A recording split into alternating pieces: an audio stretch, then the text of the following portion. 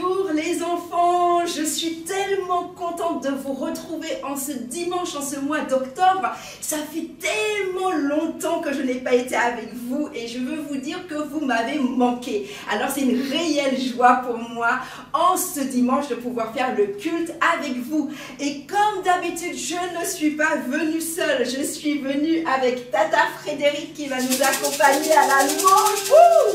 Et je suis aussi derrière, il y a deux personnes, deux serviteurs derrière les caméras. Bon, vous ne les verrez pas, mais en tout cas, il y a tonton Justin et tonton Faso. Amen, amen. Alors, nous allons fermer les yeux et nous allons prier pour dire merci au Seigneur pour ce jour merveilleux.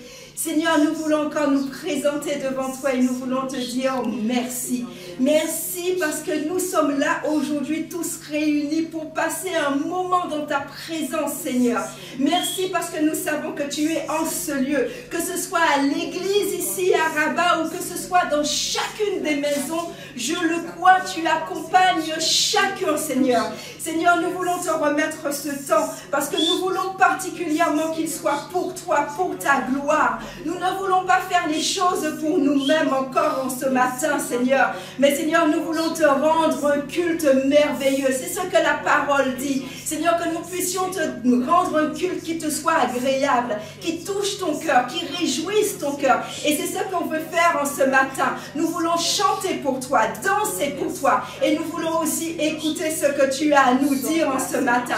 Alors Seigneur, je prie pour que tu puisses disposer le cœur de chaque enfant et que tu puisses disposer aussi mon cœur, Seigneur. Seigneur, afin que je sois attentive, Seigneur, parce que tu veux encore nous parler en ce jour. Seigneur, nous te disons merci et que toute la gloire te revienne. Amen, amen, amen. Est-ce que vous êtes prêts? Est-ce que vous êtes chaud? Est-ce que vous avez envie de célébrer le Seigneur? Je ne sais pas pour vous, mais moi, ça m'a tellement manqué de célébrer le Seigneur avec vous que moi, je suis prête, plus que prête. Amen, amen, on y va. Amen, amen. Est-ce que vous êtes prêtes? On va faire ce chant qui dit Jésus est mon ami. Alléluia. Tu le connais, je suis sûre. Amen. On commence. Jésus est mon ami de tous les jours. Jésus est mon ami de tous les jours. Il est mon ami le lundi, mon ami le mardi, mon ami le mercredi, mon ami le jeudi, mon ami le mercredi, mon ami le samedi, mon ami le dimanche, mon ami de tous les jours. Jésus est mon ami, il est ton ami de tous les jours. Jésus est mon ami de tous les jours. Oui, Jésus est mon ami de tous les jours. Jésus est mon ami de tous les jours. Il est mon ami le lundi, mon ami le mardi, mon ami le mercredi, mon ami le jeudi, mon ami le vendredi, mon ami le samedi, mon ami le dimanche, mon ami de tous les jours. Jésus est mon ami de tous les jours. Jésus est mon ami de... Oui, Jésus est mon ami de tous les jours. Allez, chante. Jésus est mon ami de tous les jours. Il est mon ami le lundi, mon ami le mardi, mon ami le mercredi, mon ami le jeudi, mon ami le vendredi, mon ami le samedi, mon ami le dimanche, mon ami de tous les jours. Alléluia. Quand l'Esprit de Dieu habite en moi, je chante comme David. Quand l'Esprit de Dieu habite en moi, je chante comme David. Oui,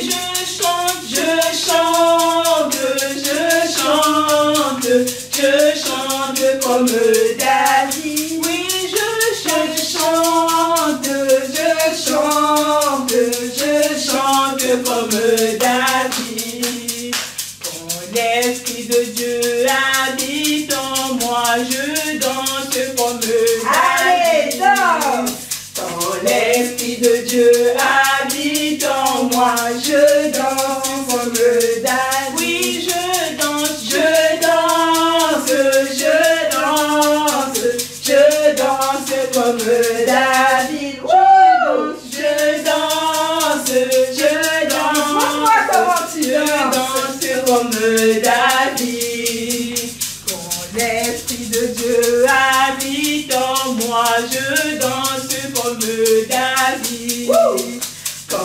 L'Esprit de Dieu habite en moi. Je danse comme David. Oui, je danse, je danse, je danse, je danse comme David. Oui, je danse, je danse, je danse comme David. Yes. J'ai la vie de Dieu en moi. J'ai la vie de Dieu en moi.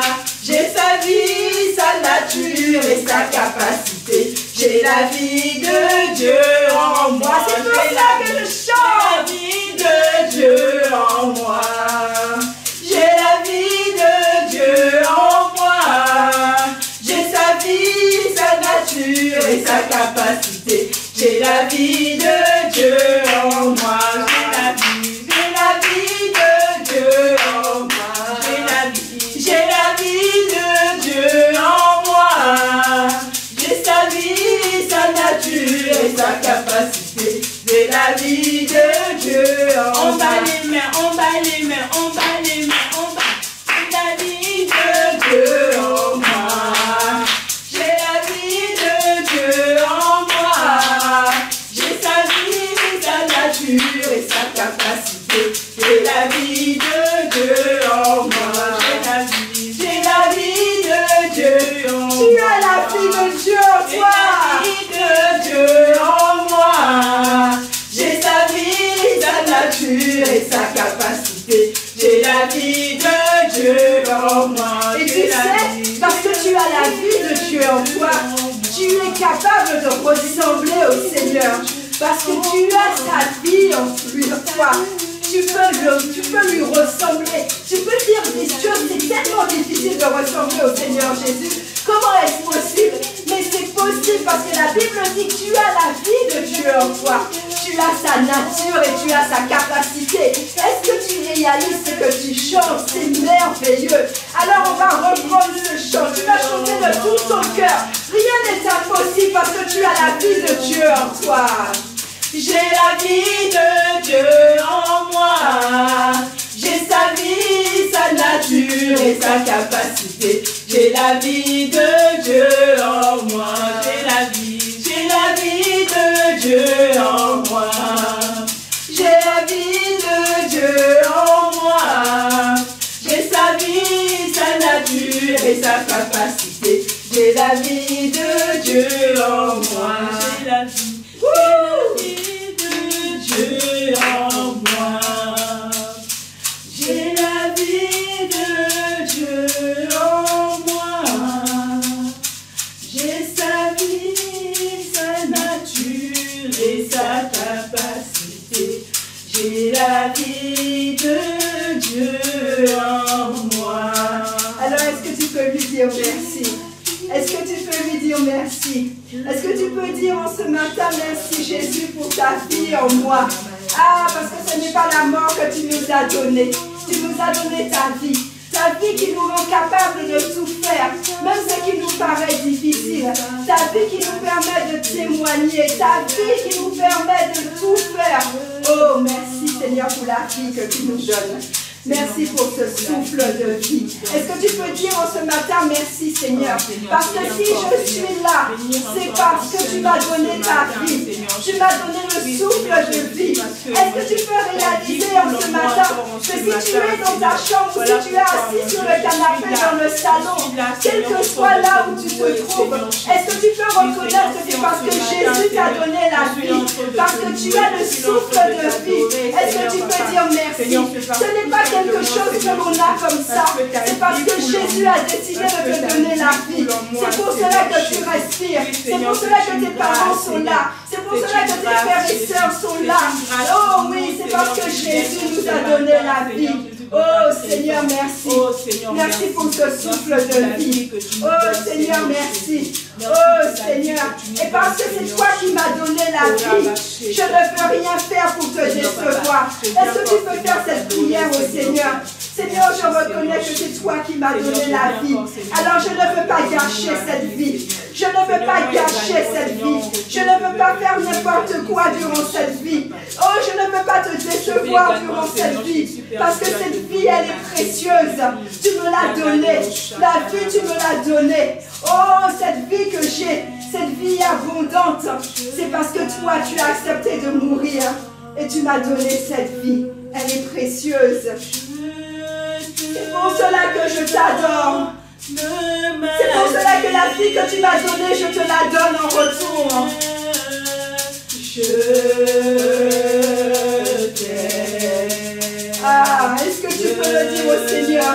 Seigneur, la vie que tu m'as donnée, je décide de te la donner en retour. Je veux vivre pour toi. Je veux vivre pour toi seul.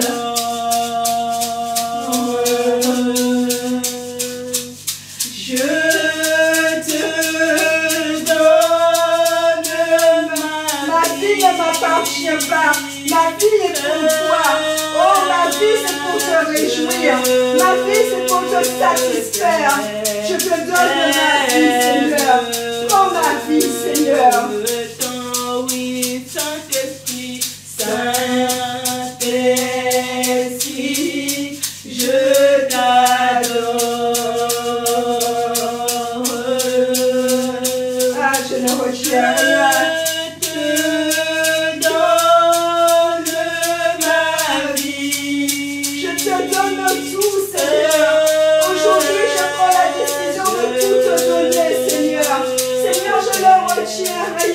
Je ne retiens même pas un petit peu de ma vie. Je te donne tout. Et je déclare en ce jour que c'est toi le maître de ma vie. C'est toi qui dirige ma vie. Parce que c'est toi qui sais ce qui est bon pour moi. Oh Seigneur, je te donne ma vie. Ah, tu sais, tu n'es pas trop jeune pour donner ta vie au Seigneur. Le Seigneur aime lorsque les enfants très jeunes donnent leur vie. Oh oui, le Seigneur aime cela. Tu n'as pas besoin d'attendre d'avoir un certain âge. Tu n'as pas besoin d'être majeur. Tu n'as pas besoin de devenir maman et papa pour pouvoir donner ta vie au Seigneur. Oh, quel que soit ton âge, même si tu es tout petit, dès que tu comprends les choses du Seigneur, dès que tu comprends qui est Jésus, tu peux donner ta vie. Alors ce matin, est-ce que tu veux dire au Seigneur, prends ma vie, je te donne ma vie. Je ne veux plus vivre pour satisfaire mes propres besoins, mais je veux vivre pour toi.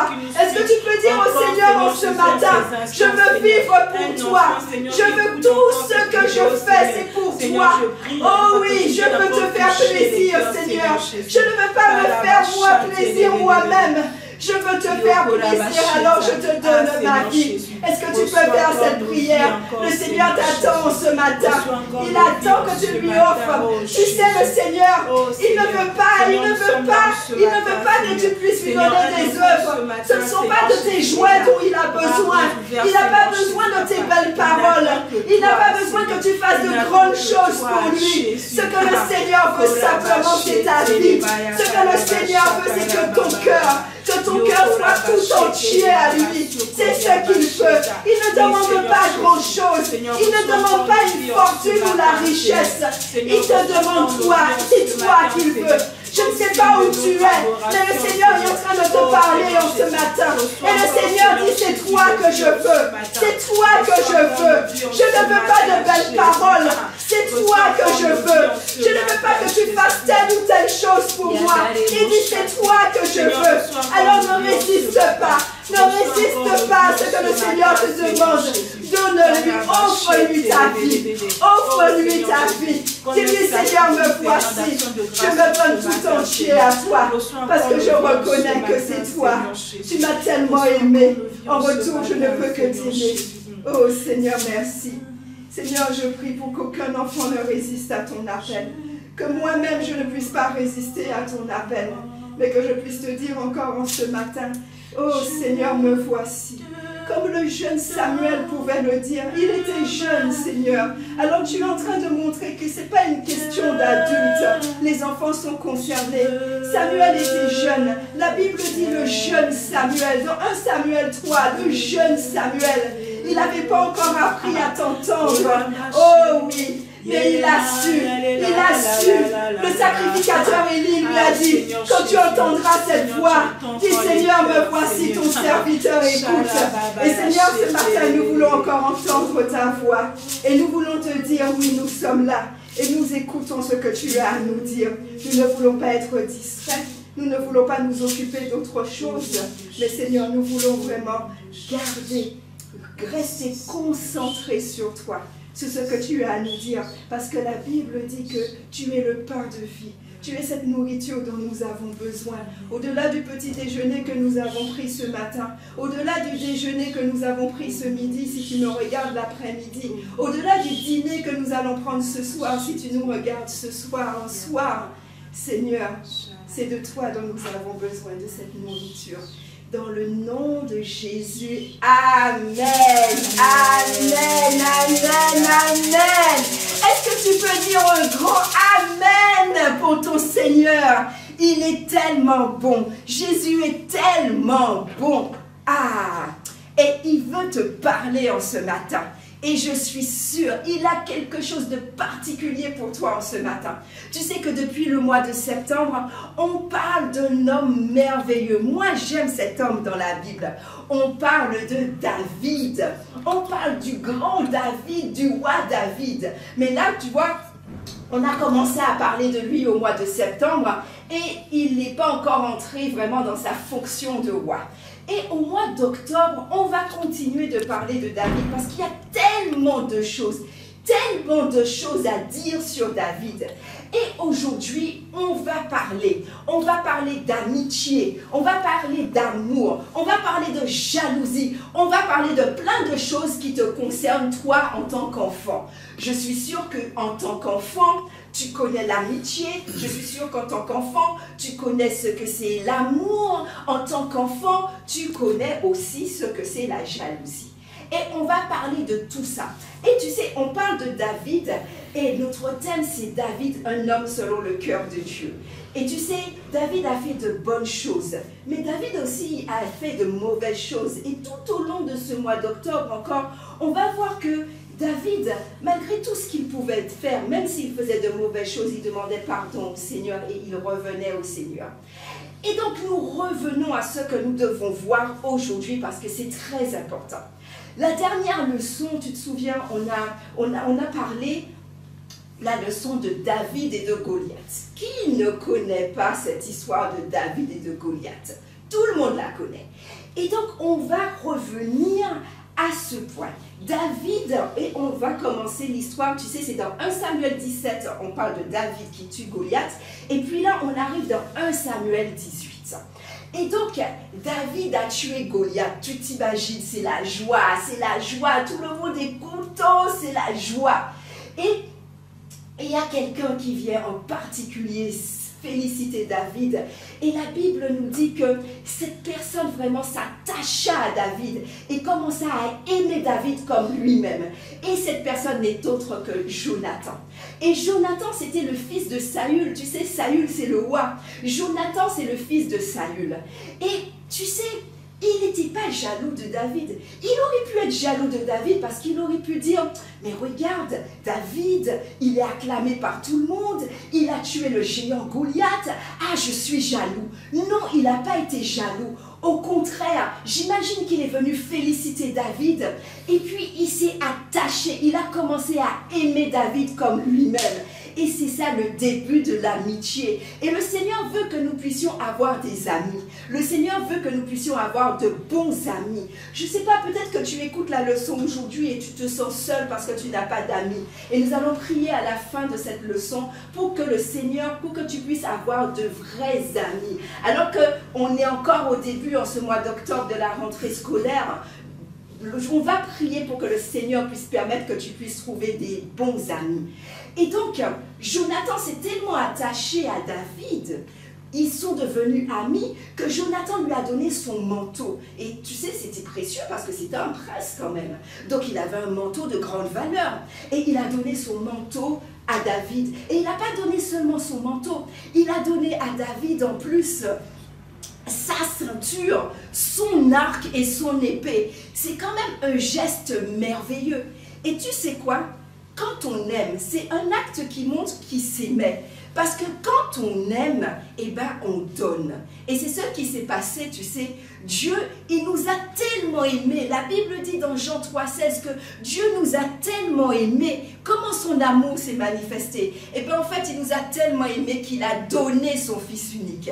Et c'est ce qui s'est passé avec Jonathan. Jonathan aimait tellement David qu'il a donné ce qu'il y avait de plus précieux sur lui. C'est-à-dire ses armes, son épée, son arc, sa ceinture et son manteau. Et c'est ça.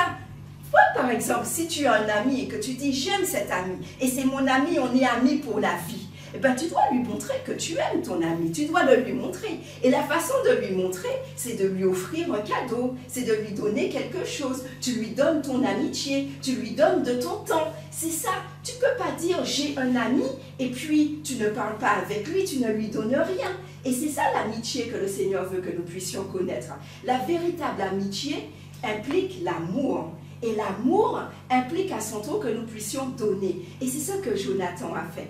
Et tu sais, ils étaient tellement proches l'un et l'autre que la Bible dit qu'ils ont fait alliance. Ils ont fait alliance. Tu sais, c'est comme si tu es avec ton ami, vous faites ça et puis vous dites amis pour la vie. Et bien c'est ce qu'ils ont fait. Ils se sont dit on va être amis pour la vie. Quelles que soient les difficultés, quels que soient les problèmes, c'est ami pour la vie.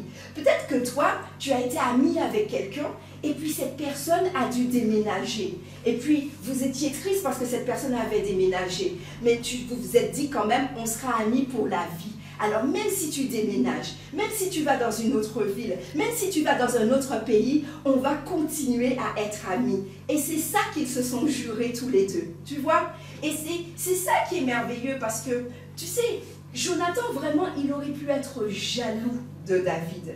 Je ne sais pas s'ils avaient à peu près le même âge, mais en tout cas, normalement, Jonathan devait être le roi après son père. Et il savait, Jonathan, que le Seigneur avait désigné David comme le futur roi. Il aurait pu être jaloux. Imagine-toi, de se dire que c'est quelqu'un d'autre qui va devenir roi à ma place. Mais il n'a pas du tout été comme ça. Il a aimé David. Par contre, il y a quelqu'un qui a été jaloux. Et cette personne, ça a été le père de Jonathan, Saül. Saül a été particulièrement jaloux de David. Pourquoi?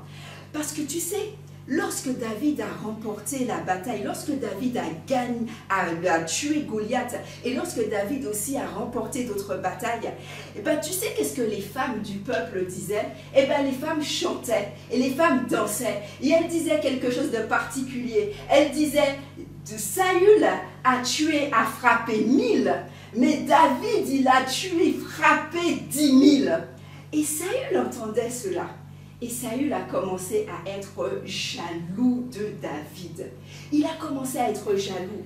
Et tu sais, il a placé David en tant que chef sur les gens de guerre. Et à chaque fois que David sortait pour combattre les Philistins, à chaque fois David gagnait.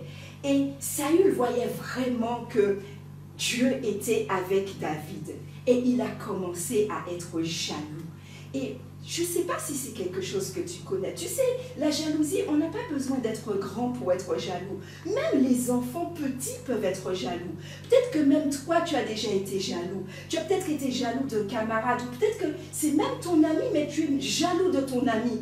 Parce qu'il a de meilleures notes que toi à l'école. Parce que il vit dans une belle maison, parce qu'il a un jouet que toi tu aurais aimé avoir. Tu sais, la jalousie, c'est quelque chose qui commence dans le cœur. Ça commence dans le cœur. Et puis après, ça grandit, ça grandit. Ça commence à s'exprimer par des mauvaises paroles, tu vois, des paroles qui blessent, des paroles qui font mal.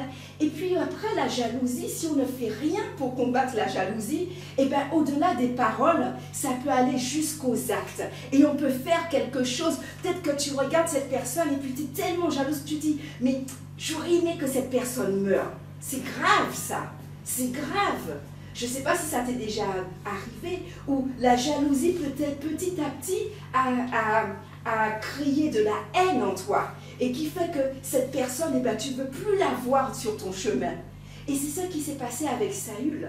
Saül a commencé à être jaloux de David, tellement jaloux de David qu'au fur et à mesure, il y a eu de la haine. Et au fur et à mesure, il a carrément voulu tuer David. À plusieurs reprises dans la Bible, on nous dit que, alors que David était en train de jouer de la harpe, tu sais, David, il jouait de la harpe pour le roi Saül. Et tu sais, peut-être que les gens pouvaient être jaloux de David parce que David avait tout pour lui. Et peut-être que tu peux être jaloux de quelqu'un parce que cette personne a tout pour elle. On dit dans la Bible que David, c'était un jeune homme qui était très très beau. Il était très beau. Donc déjà, David, il était beau. Mais il n'était pas seulement beau. Il était habile et il jouait d'un instrument de musique. Tu t'imagines, il jouait de la harpe. Et la Bible nous dit que quand il jouait de la harpe, c'était tellement merveilleux que ça calmait Saül. Et puis, il jouait pas seulement de la harpe. Imagine-toi que c'était un vaillant guerrier. Il était fort. À chaque fois qu'il sortait combattre, il gagnait. Donc, on peut dire que David avait vraiment tout pour lui. En plus, le Seigneur l'avait choisi pour devenir roi. Est-ce que tu connais quelqu'un dans ton entourage, lorsque tu regardes cette personne, tu te dis, mais cette personne, elle a vraiment tout pour elle, vraiment. Le Seigneur lui a fait tellement de grâce. Cette personne a tout. Il n'y a pas une chose qui ne va pas chez elle. Tout, tout, tout. Et cela, ça peut nourrir un peu de jalousie. Mais on va prier vraiment pour que le Seigneur puisse garder notre cœur pour la jalousie. Et tu sais, la jalousie, ce n'est pas seulement entre ceux qui ne connaissent pas le Seigneur. Même des personnes qui connaissent le Seigneur, même des chrétiens peuvent être jaloux. Donc, on va aussi prier pour que la jalousie ne vienne pas dans ton cœur. Alors, on disait que Saül était tellement jaloux qu'il a essayé de tuer David. Et à plusieurs reprises, alors que David était en train de jouer de la harpe pour lui, eh bien, Saül avait sa lance, mais est-ce que tu peux t'imaginer un peu cette scène? Il a sa lance et il veut lancer sa lance et il l'a fait. Mais on nous dit que la lance est entrée dans la paroi et qu'il a évité. Vraiment, Dieu était avec David et il a permis que David ne meure pas de la sorte. Et donc, je peux m'imaginer la tristesse de David parce qu'il ne comprenait pas pourquoi Saül lui en voulait tant. Il ne comprenait pas. Et là où je veux revenir encore sur l'amitié, on a vu qu'un véritable ami nous aime. Un véritable ami nous donne ce qui est important. Mais je veux que tu puisses savoir aussi qu'un véritable ami, il est toujours avec toi, quels que soient les problèmes, quelles que soient les difficultés. Parce que David s'est confié à Jonathan. Mais tu peux comprendre que la situation est délicate parce que Jonathan, c'est le fils de Saül. C'est le fils du roi qui est jaloux de David. Mais comme c'était son véritable ami, David n'a pas eu peur de se confier à lui. Et un véritable ami, on peut tout lui dire. On peut se confier, on peut lui dire ce qu'on a sur le cœur. Et c'est ce que David a fait avec Jonathan. Il s'est confié à Jonathan. Et il a dit à Jonathan, je ne comprends pas pourquoi Saül est comme ça avec moi. Je ne comprends pas pourquoi Saül est méchant comme ça avec moi. Et Jonathan, en véritable ami, il lui a dit, écoute, je vais aller parler à mon père. Tu sais, n'importe qui aurait eu peur de parler à son père parce que Saül était vraiment méchant et violent. Mais il est allé parler à son père. Et il est allé plaider la cause de David devant son père. Il lui a dit, mais pourquoi es-tu comme ça? Pourquoi tu veux tuer David? Alors que David, il a sauvé le peuple d'Israël. Alors que personne ne voulait combattre le Philistin Goliath, David, il y est allé. Et Saül s'est repenti, il a dit, d'accord, je ne vais plus faire de mal à David. Mais tu sais, le problème, c'est que la jalousie était déjà tellement entrée dans le cœur de Saül.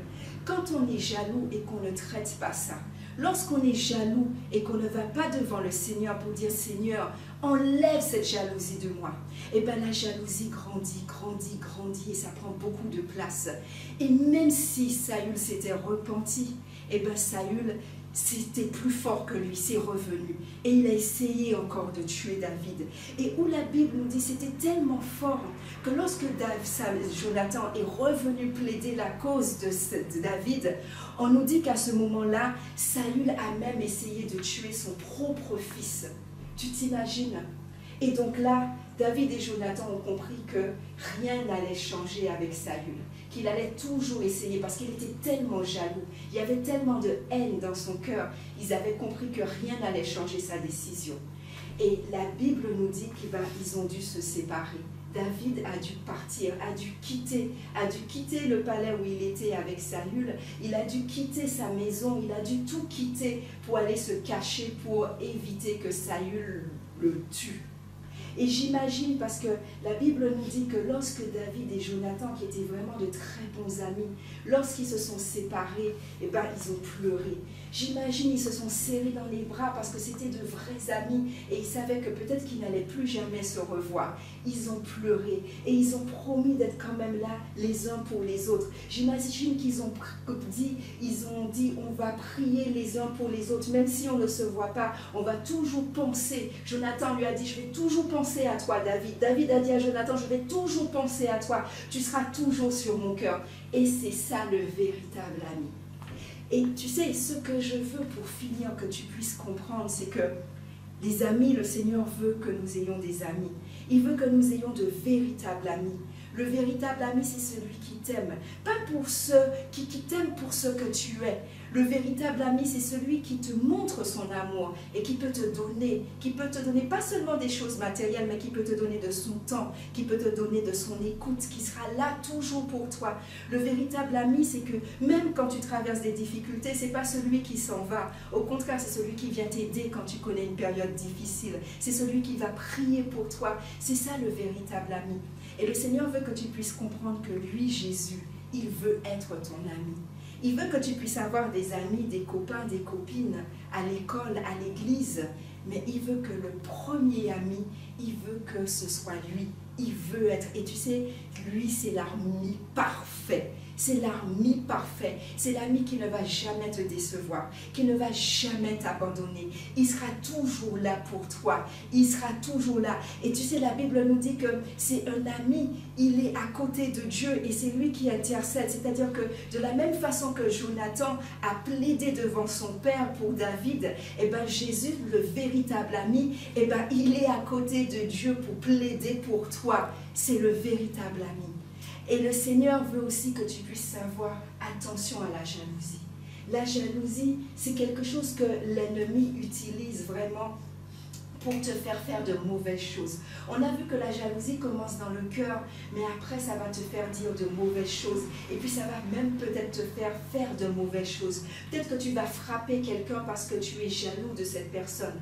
La jalousie peut être entre camarades de classe, mais la jalousie peut être aussi, même par rapport à un frère, ton frère ou ta sœur. La jalousie peut être vraiment parce que quelqu'un joue de meilleurs instruments que toi, ou quelqu'un comme David a eu toutes les qualités et que toi, tu te sens vraiment, tu te dis pourquoi moi j'ai pas ça, j'aurais aimé avoir la même chose. Et le Seigneur n'aime pas la jalousie. Alors peut-être que dans ton cœur, tu sens que tu es jaloux de quelqu'un. Et on va prier vraiment pour que le Seigneur puisse te toucher. Ok? On va voir le verset avant de pouvoir prier. Le verset du jour se trouve dans Jean 15. Dans Jean 15 au verset 12. Et qu'est-ce que nous dit Jean 15 verset 12? On nous dit, c'est ici mon commandement. C'est Jésus qui est en train de parler. Et il est en train de dire, aimez-vous les uns les autres comme je vous ai aimés. Aimez-vous les uns les autres comme je vous ai aimés. En fait, Jésus, il est en train de dire que nous devons nous aimer les uns les autres. Nous ne devons pas nous bagarrer. Nous ne devons pas nous disputer. Nous ne devons pas être jaloux les uns les autres. Tu sais que même parfois à l'église, même au niveau de l'école du dimanche, il y a des enfants qui peuvent être jaloux les uns les autres. Non, le Seigneur veut que nous puissions nous aimer les uns les autres. Et pourquoi nous devons nous aimer les uns les autres? Parce qu'il dit, comme moi je vous ai aimé. Et on sait que Dieu a tellement aimé le monde qu'il a donné son Fils unique. Tu t'imagines qui peut nous aimer de la sorte au point de pouvoir donner son Fils unique, accepter que son Fils unique puisse souffrir à la croix, puisse mourir pour que nous ayons la vie. On a chanté au début, tu te souviens, j'ai la vie de Dieu en moi. On a chanté, oui, que vraiment on a la vie. Et tu sais pourquoi on a la vie de Dieu? Parce que Jésus, notre meilleur ami, a accepté de mourir à la croix pour nous, afin que nous ayons la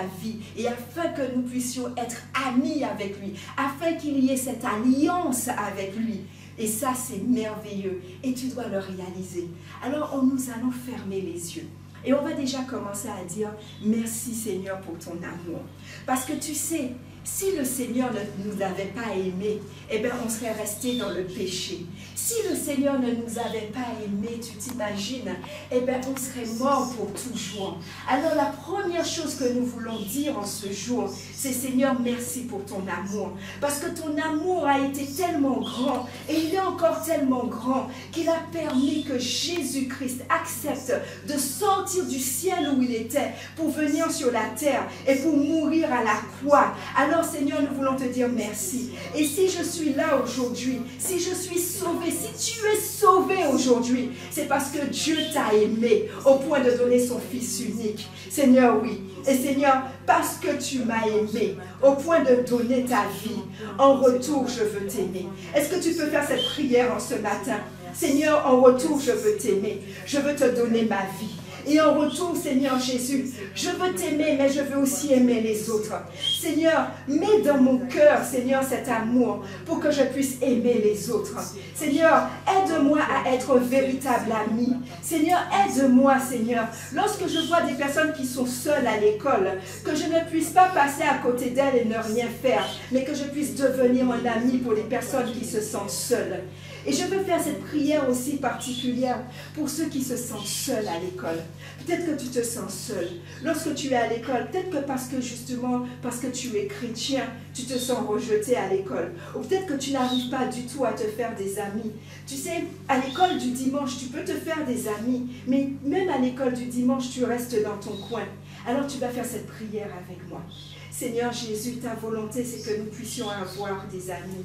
Parce que Seigneur, l'ami, c'est un trésor. C'est toi qui veux que nous puissions avoir des amis.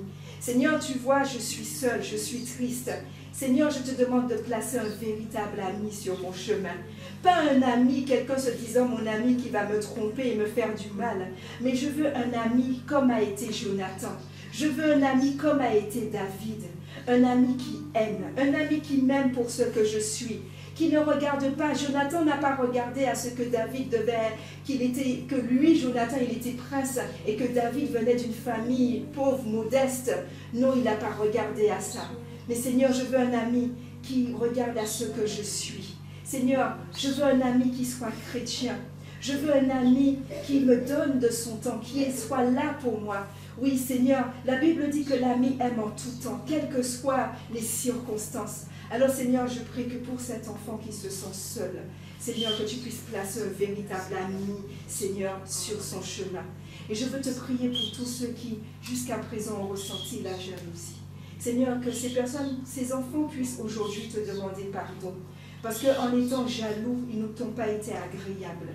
Seigneur, je prie que tu puisses les aider, afin qu'ils puissent sortir de la jalousie. Et Seigneur, qu'ils ne puissent pas regarder seulement ce que tu as donné aux autres, qu'ils puissent se réjouir de ce que tu as donné aux autres. Et qu'ils puissent, Seigneur, regarder à ce qu'ils ont. Parce que tu leur as aussi donné beaucoup de choses, Seigneur. Seigneur, nous te disons merci, que toute la gloire te revienne. Amen, amen, amen, amen. Merci Seigneur. Nous allons terminer, nous allons encore chanter que Jésus est mon ami. Jésus est ton ami. Il veut être ton ami. Amen. Jésus est mon ami de tous les jours. Jésus est mon ami de tous les jours. Il est mon ami. Le lundi, mon ami. Le mardi, mon ami. Le mercredi, mon ami. Le jeudi, mon ami. Le vendredi, mon ami. Le samedi, mon ami. Le dimanche, mon ami de tous les jours. Amen. C'est ton ami de tous les jours. Il n'est pas ton ami seulement le lundi ou seulement le dimanche quand tu viens à l'église. Il est ton ami de tous les jours. Amen. Il est ton ami dans les moments de joie. Amen. Il est ton ami dans les moments difficiles. Amen. Alors ne l'oublie jamais. Et je te souhaite un bon dimanche et une bonne semaine. À dimanche.